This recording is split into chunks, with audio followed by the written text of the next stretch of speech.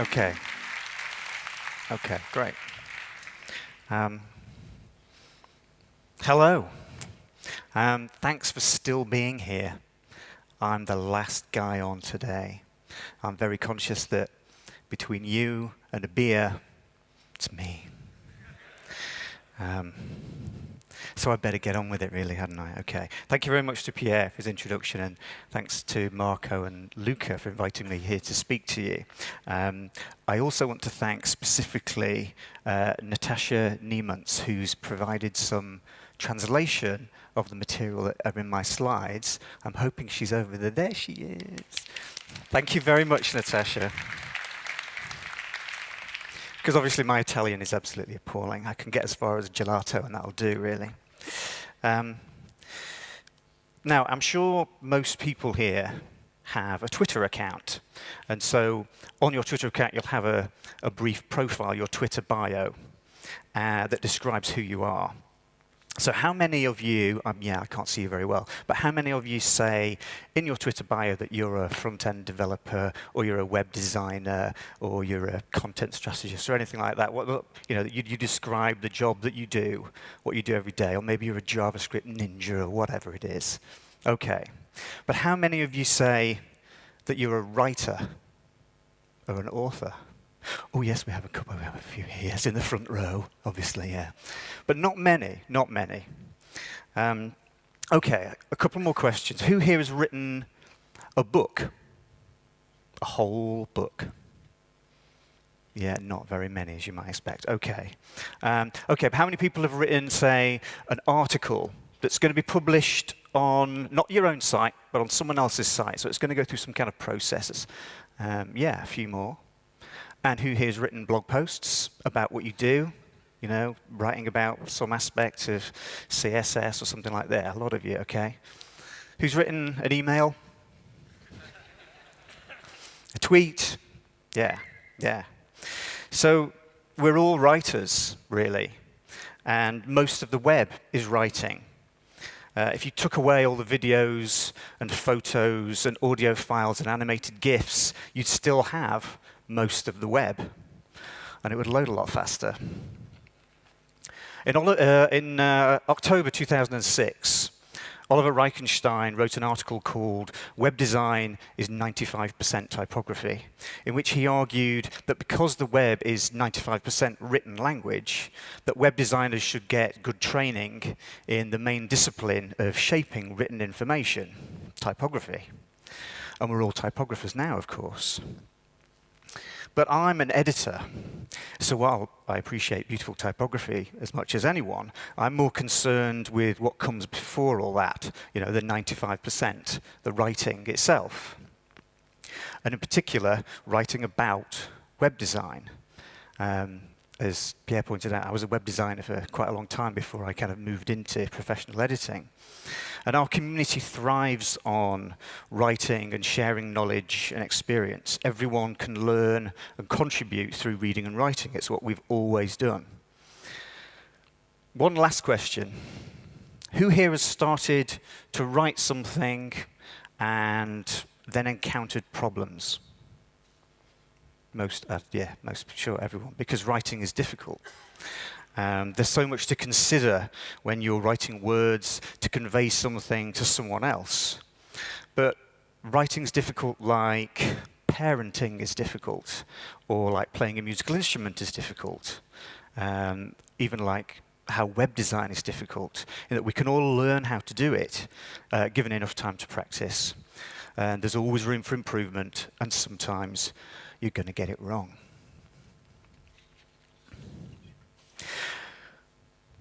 Back in December 2011, Mandy Brown wrote that to be a publisher today, you must belong to a community.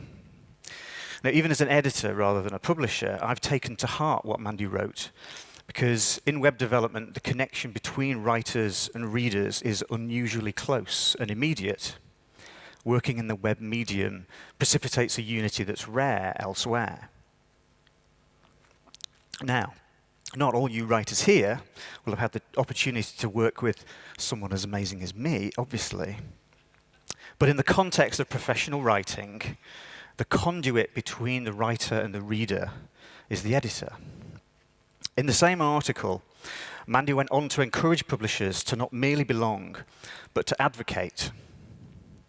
It's one thing to participate, observe, and tend to community, but being an advocate requires stepping forward and helping to articulate that community's needs or advance their interests. You need to both amplify and clarify the values of a community, not merely share them. So it's in that spirit of advocacy today that I want to share with you some thoughts and reflections about web design writing. We've all read a lot of it, good, bad, ugly, but mostly, sorry to say, indifferent. I hope to draw our attention to the way received ideas about online writing shape what and how we write about web design, and how that's not always to our advantage. I'll highlight a few qualities that are often missing from web design writing, and I'll try to point towards some potential ways forward.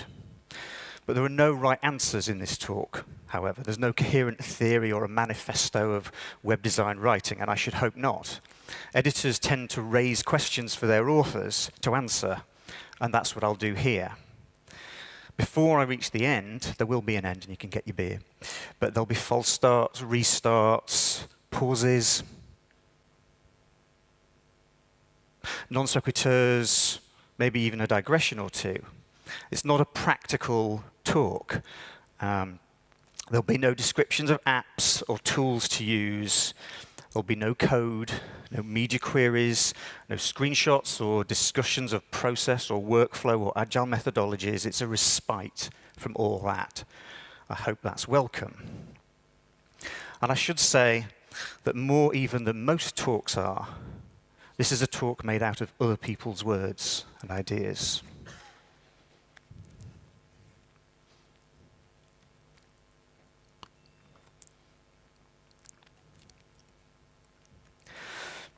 The currency of written communication, words on the page, words on the screen, comprises many denominations.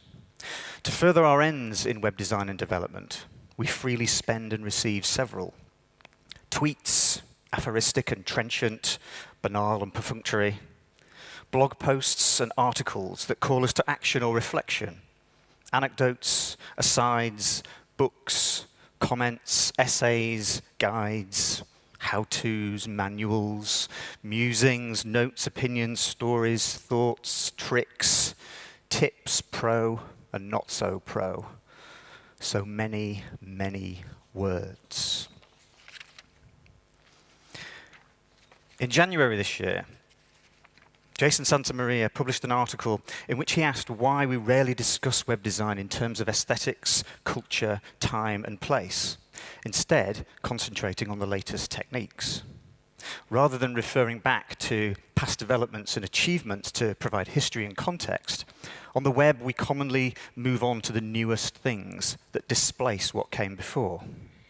Jason wondered whether we lacked a shared language to critically discuss web design, asking where does a common language for discourse start? Not just one for us as web designers, but one that will give structure to others who don't as deeply understand what we do. At the end of the article, Jason states that he's not a historian or a critic. He's a practitioner. And that perhaps the key to this problem is that the seeds of a new discourse of web design might need to come from outside, from people who can step back, see a larger picture of web design, and understand how it fits into everything else. The article expresses great insight, I think, into the problems embodied in web design writing. Web design is a practical pursuit, a process, so we naturally emphasize tools, techniques, and tactics. We're so focused on today's and tomorrow's ways of working that we condemn our past endeavors to digital oblivion. The relentless pace of change in web design and development not only facilitates this, but almost demands it. So we seldom stray into the wider and less familiar territories of the broader design landscape. The corollary of this situation is that we struggle to find a language and discourse for analyzing our work in a way that doesn't focus on what we need to solve the problem immediately in front of us, hence Jason's appeal for an external perspective. How then did we end up writing like this about web design? Why has our frame of reference become so narrow?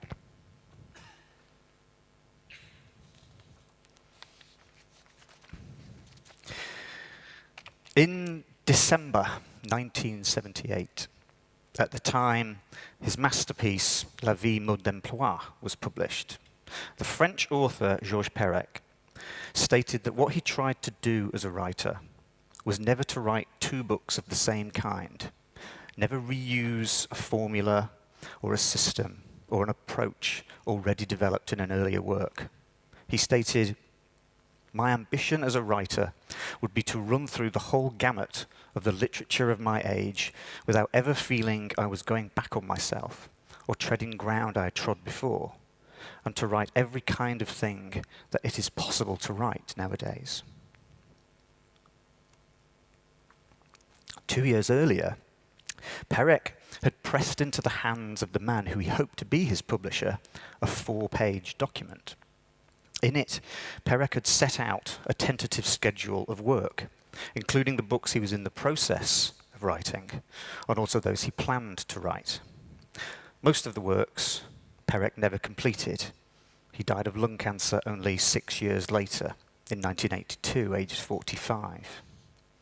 So that list now reads like the catalogue of a library that never was, on whose short shelves rested books that were never written, texts that existed only in the mind of their author, a novel composed of the 2,000 most common sentences in French, a science fiction story in which alphabetic letters replace work and money in a world where life is an endless game of Scrabble, a trilingual novel to be written collectively by Perec, Harry Matthews, and Italo Calvino in French, English, and Italian, a family saga narrated in the form of a biographical dictionary and an exploded family tree, plus poems, palindromes, translations, essays, crosswords.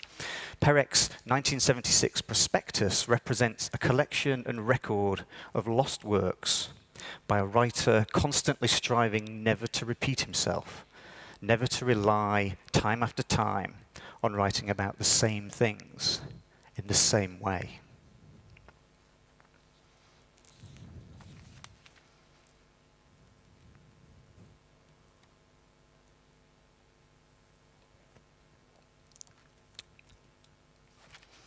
Received wisdom has it that writing online should be brief and chunky and approachable. Make it short and to the point, divide all the writing up into coherent blocks that each focus on a certain topic.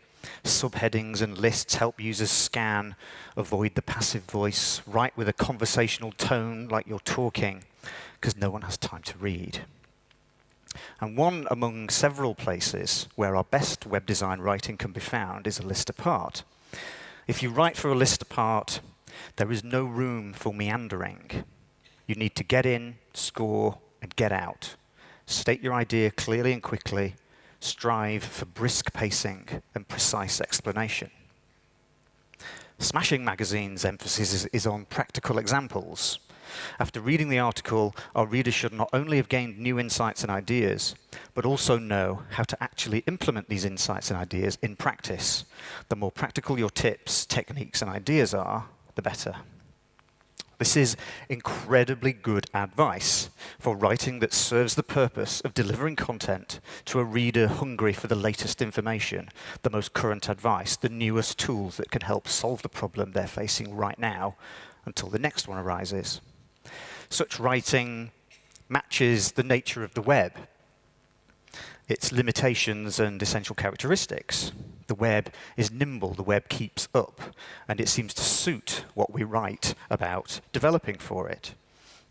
It's perfect for delivering our observations, queries, and investigations into the various aspects of the work, professional and personal. As Jacob Nielsen put it in 2008, we should accept that the web is too fast-paced for big-picture learning. The web, he wrote, is perfect for narrow, just-in-time consumption of information nuggets. Online writing about web design, like all web-based content, has become a user-driven narrative.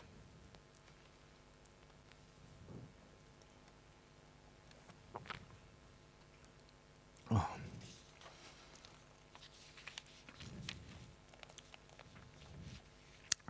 The straightforward, that's not the slide I was expecting, goodness.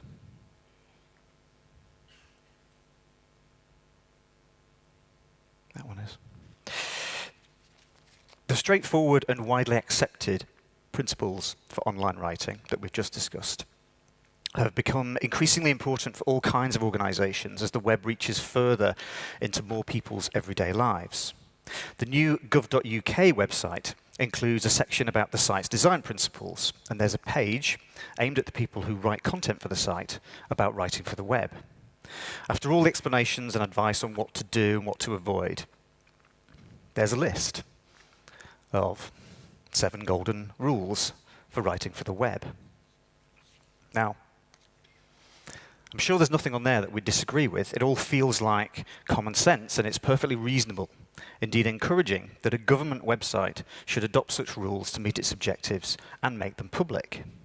What's more, governments and companies are taking this seriously and beginning to understand the form their online written content should take because they're listening to talented people who work in our industry, people who are members of our community.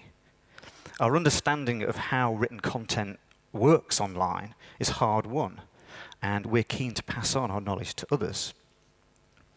In June this year, a fantastic book about writing for the web with style and purpose was published, nicely said, by Nicole Fenton and Kate Kiefer-Lee. Kate's responsible, I think, for the MailChimp's voice and tone website, among other things. And Nicole's worked for Facebook, and I think a tool called Safari Flow online, which is it's a kind of registration service or something like that. No, a reference service, that's what I mean, for web professionals who want to keep up with their web design skills. I highly recommend this book. It's great. It contains great advice and practical detail, along with case studies. It builds on existing research, distills its author's extensive experience, and shows us how to write web copy that addresses readers' needs and supports business or organizational goals. Now, the book's focus on organizations and business is quite deliberate. The common guidelines for online writing were forged in the crash and burn that followed the web's great convulsion at the turn of the century, when the dot-com bubble burst. Organizations realized that if they wanted to succeed online, they needed to better engage their audiences. Part of that effort was to no longer just throw all their printed marketing material and information at the web, hoping some would stick. Companies began to learn that their customers use the web actively, not passively, to do things that companies hadn't really catered for. They learned much of what online writing should be from people like us, as we fought for and with web standards. It was during those years after the dot-com crash that writing about web design, the writing we give to and publish for ourselves, began to take on the themes and forms that are still with us today. Most writing about web design was then, and remains, focused on the practicalities of making websites. Articles concentrated on tools, techniques, and tactics, how to achieve particular effects with the new web standards, what software was available to help us. Our writing looked at how we could persuade our bosses and clients to adopt our new standards-based approach to web design, how to convince them that pixel precision across all browsers wasn't essential. Should websites look the same in all browsers? No. Thank you. Something stuck at least, eh? Yeah, so we worked out that the best way to do this was to be brief and to the point, to break up text with headings and lists, to write in a conversational tone.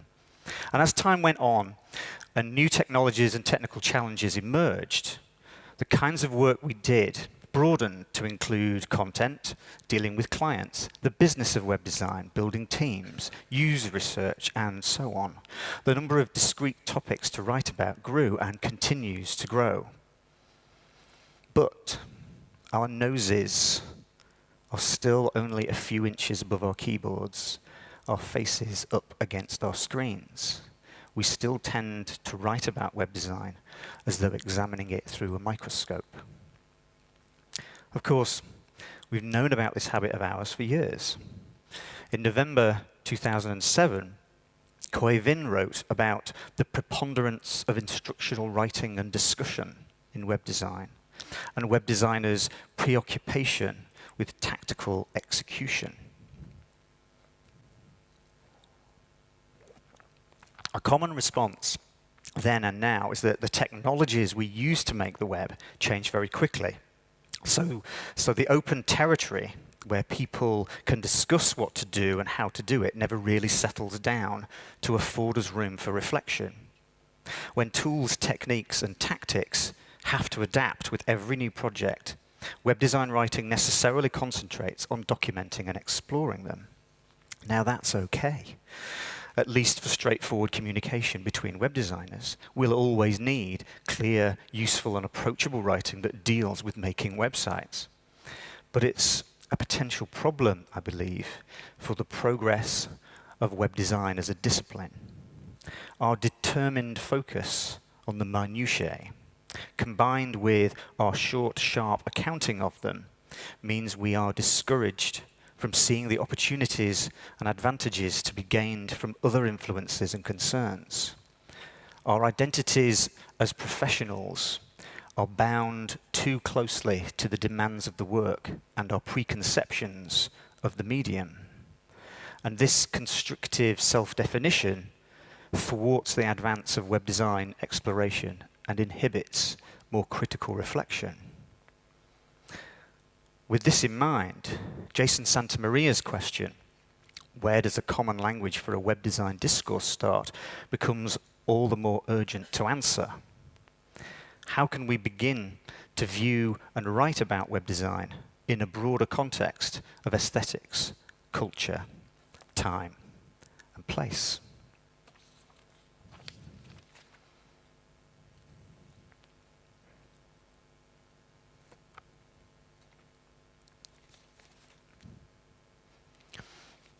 Georges Perec's 1976 prospectus of his unwritten books shares characteristics with a curious tract written by Sir Thomas Browne in the second half of the 17th century.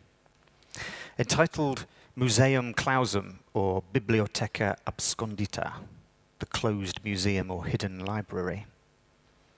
You probably didn't need that translation, did you? The document is a catalogue of remarkable books, antiquities, pictures, and rarities of several kinds, scarce or never seen by any man now living. Among the artifacts in this lost museum are the Pyxis Pandorae, a box which once contained a pestilent oil believed to have caused the plague of Milan in 1630. There are elaborate sculptures in ice and snow showing landscapes and huge battles fought on frozen rivers, as well as lost books by Aristotle and King Alfred the Great, and a treatise by King Solomon on the shadows cast by our thoughts.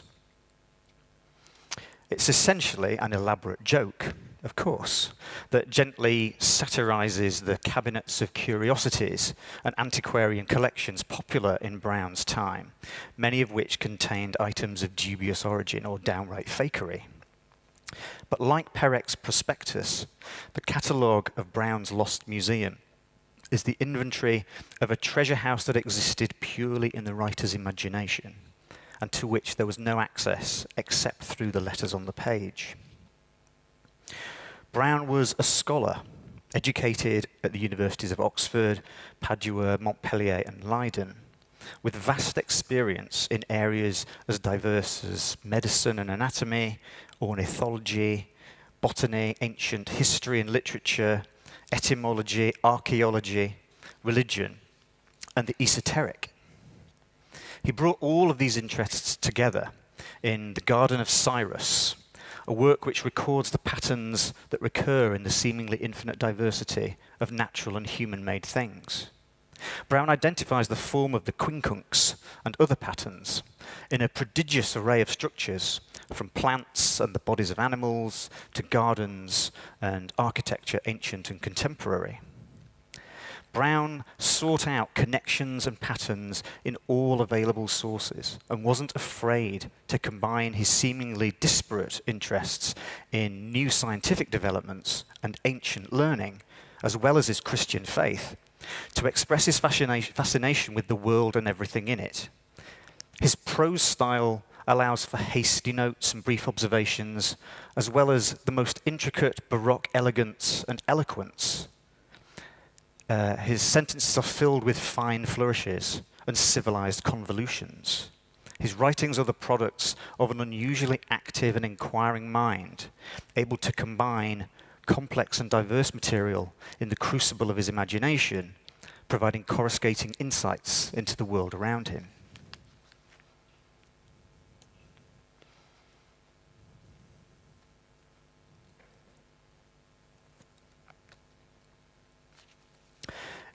If we set out to place web design in a broader context, perhaps one possible future direction for web design writing lies in the past. 2014, slides. 2014 was the year the web turned 25. In the build-up to that and after, there's been a renewed interest in the early days of the web, an attempt to reassess where we've been and how far we've come. Through the autumn and winter of 2012-13, Jen Simmons and Eric Mayer presented special editions of the Web Ahead podcast called The Web Behind. Through interviews with people including Molly Holtschlag, Dave Shea, and John Alsop, the author of A Tao of Web Design, the podcasts explore early web design, the nascent web design community, and how designers found their way in this new medium. Jeremy mentioned earlier in his talk a project at CERN that's restoring the world's first website and preserving some of the digital assets associated with the birth of the web.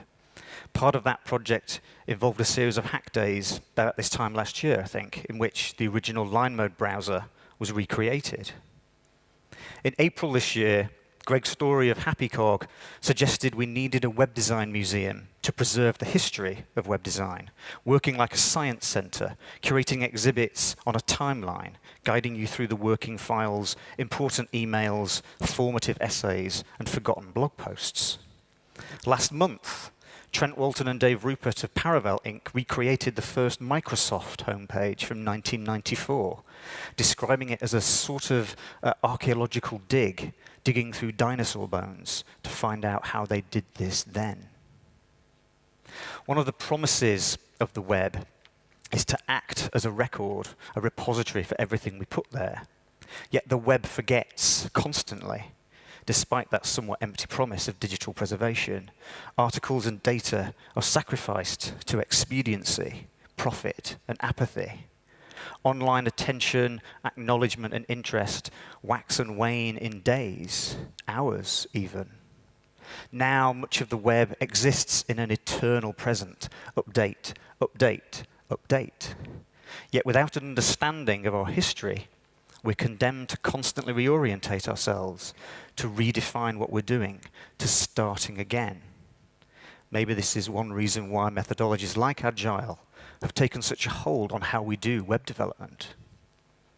Web design writing doesn't have to focus exclusively on what we're doing right now. There are long views, and longer views than just 25 years. Year zero for web design doesn't have to be 1991. The web is communication and connection and interaction through words and images. Words and images go back a long way.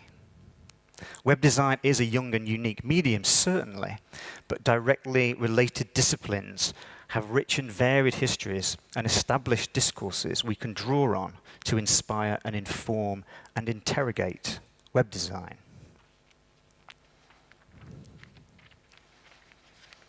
There he is, okay. In The Rings of Saturn, a book by German writer W.G. Sebald. I never know if I pronounced that right, probably not. The narrator of that book describes a walking tour along the eastern coast of England. Along the way, through an unsettling network of associations, tangents, and apparent coincidences, the reader is led across the world into different times and lives. The opening and closing chapters of The Rings of Saturn are meditations on the writings of Sir Thomas Browne, who lived and worked close to where the narrator's journey takes him, and whose works Sebald uses as a frame and embarkation point for his explorations of memory, history, landscape, exile, and loss. Pervasive in Sebald's writing are moods of permeability and flux. In The Rings of Saturn, the locations walked through by Sebald's narrator in 1992 are repeatedly invaded by intimations of other places and times. The narrative digresses repeatedly, often and again shifting focus and changing the context in which what is being discussed is understood.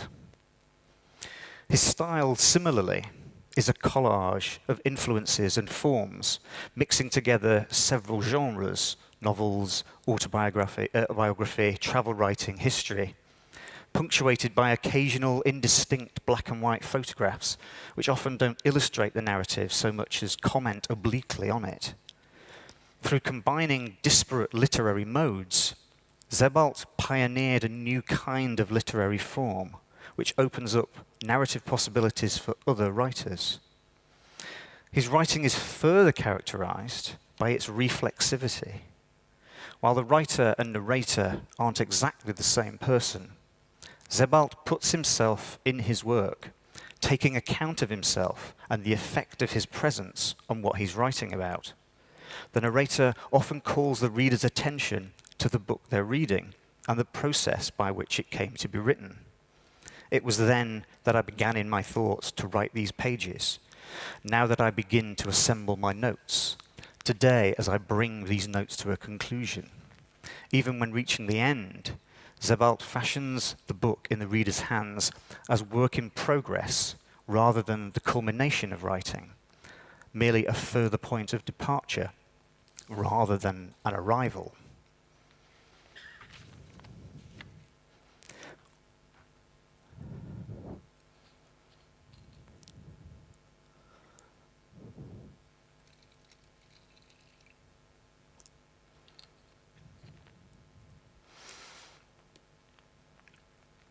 Underlying Jason Santamaria's article is not just a desire for a handshake with the past, but a demand to see web design as more than just a technical exercise, greater than the sum of its parts, deeper than tools, techniques, and tactics.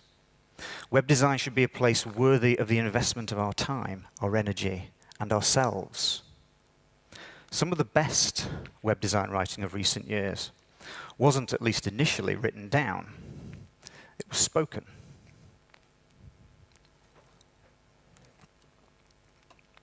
Frank Camero's talk, What Screens Want, given at the Build conference in Belfast last year, ostensibly looked at what it means to design for screens. Through a fascinating network of connections, digressions, and personal reflections, Frank leads us past the ugly suburban web of commerce transactions and the commodification of attention in which we're currently trapped, to a hopeful vision of the web built on extensibility, openness, and communication. All that, and it's still about designing for screens. 2 years earlier, Wilson Miner gave a talk called When We Build. Wilson's talk was about the importance of products that change our environment and how designing mindfully for and within the now ubiquitous digital landscape means web designers can help influence how the world works now and in future. Like Frank, Wilson draws on his own experience and carefully interconnects a variety of sources in service of his argument. This talk was first given in 2011, but critical reflection in web design writing enables a writer to reframe and recast themes over time. In a new article just published called Perennial Design, Wilson expands on issues raised in When We Build from a new starting point and to a new purpose. Yet there's a clear thread running through both pieces about building digital products around sustainable systems that can survive and thrive.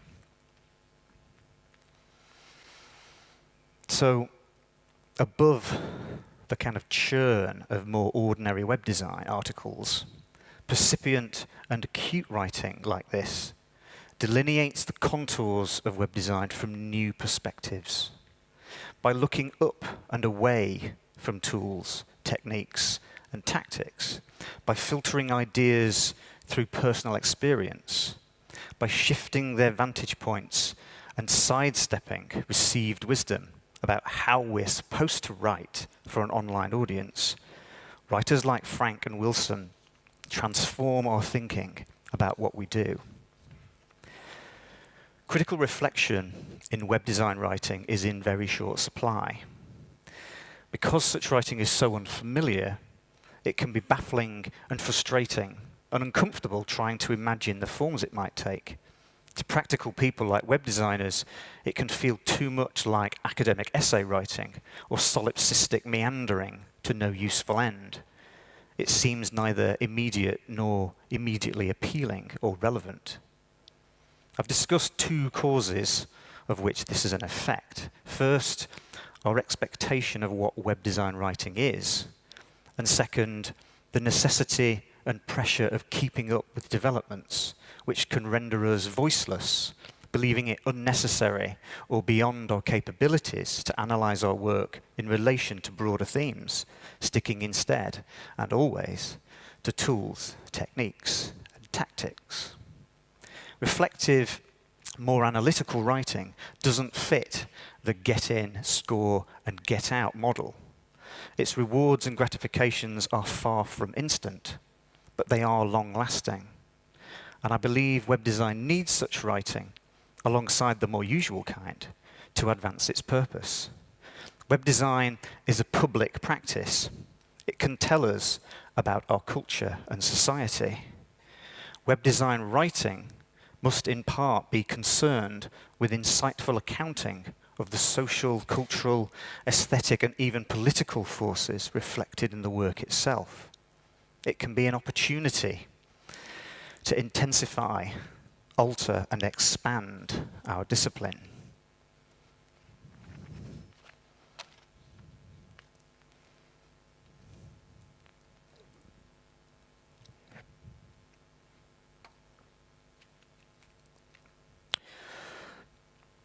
Where can this kind of web design writing be published? Online, certainly. But we should remember to shrewdly recast the so-called rules of online writing. This is writing not to meet business objectives or to engage customers. Its purpose is to foster and nurture web design in broader contexts. It seems obvious then to turn to digital publishing beyond the web. We need nimbler publishing on paper and electronically. Although still not widely adopted, EPUB 3 is the new standard in ebooks, bringing with it new possibilities for interaction and connection, readers with the text, readers with readers, readers with authors. EPUB 3 is built on HTML, CSS, and JavaScript. Sound familiar? In the past, we took what we could from the printed page to make the web. Now, books are rubbing up against what we've made. And have you noticed how some web design books are becoming smaller and shorter? Books that share many characteristics with older formats. Everything old is new again. A Book Apart and 5 Simple Steps have both responded to the changing demands of readers and writers by publishing shorter technical books focused on narrow or single subjects. There's no reason such formats shouldn't contain the beginnings of a new web design discourse. If publishers are uncertain of their profitability, one possibility is subscription-based publishing. In the past week or so, Andy McMillan of The Manual announced a Kickstarter project to fund a sustainable publishing model for future issues of the manual. So we can take advantage of the digital publishing revolution to increase the readership and relevance of web design writing. As Mandy Brown has pointed out, publishing can become an iterative and continuous deployment. A single article can be advanced in a discussion thread, expanded into a talk, revised, updated, reframed in light of responses or new events. Instead of a single moment of publication, deploying a text becomes a sustained process, seeing a text through from generation to revision and release, and onward to a long and varied life.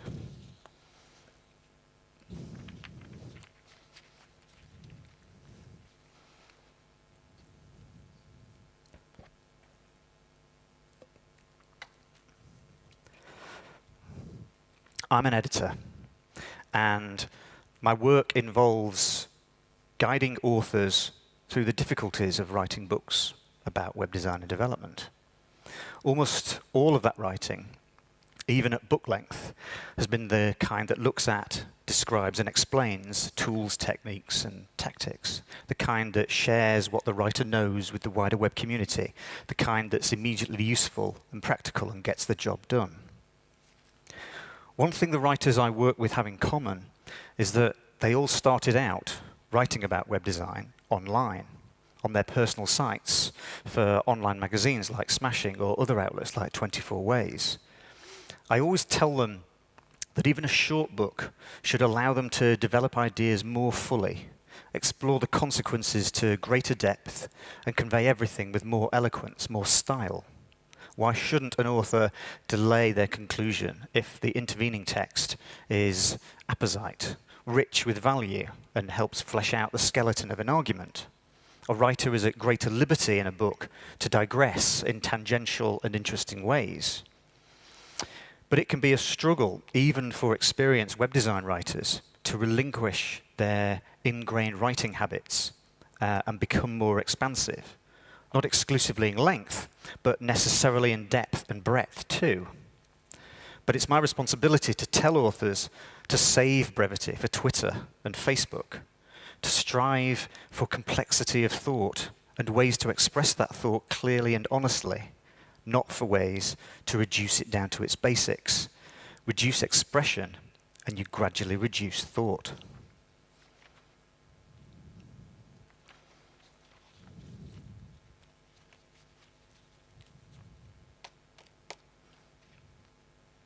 Yeah, there's a hint in that quote. Perec reminds us to never stop searching for new ways to write, to never repeat ourselves for fear we'll get stuck. There's a certain discipline required to create critical written work that demands the author be receptive and focused on finding new sources of information, inspiration, and insight. Being a curator of good ideas, which tweets and blog posts tend to be perfect for capturing, encourages deeper thinking, research, and heading down the rabbit hole to find unique approaches. Brown shows us that through making connections between diverse and varied subject matter, we can develop new perspectives and gain insight. Starting small is useful. Writing within and around a particular topic for some time can lead authors to build on earlier ideas. It's been said many times that writing is thinking. Writing is a mode of exploration and evaluation, in many ways parallel to the design process. The practice of manipulating words and expression feeds a designer's ability to communicate. Web designers should write not in order to become better writers, but to become better designers. Sebald created a new form by yoking disparate existing forms together and acknowledging and interrogating reflexively the influence of his presence on his themes. It's from practitioners, then, that a common language for discourse about web design could and should emerge. For web design writing, and from that web design thinking, to mature, it must include the influences and interests of its practitioners, as well as the practitioners themselves. Writing doesn't just communicate ideas, it generates and transforms them. Wilson Minor wrote that if all we celebrate is what is visible on the surface, the fragile plant and not the durable root system, we limit the scope of our ambition to the shortest possible horizon. Beneath our fingers, the keyboard rests. Let's dig with it. Thanks very much.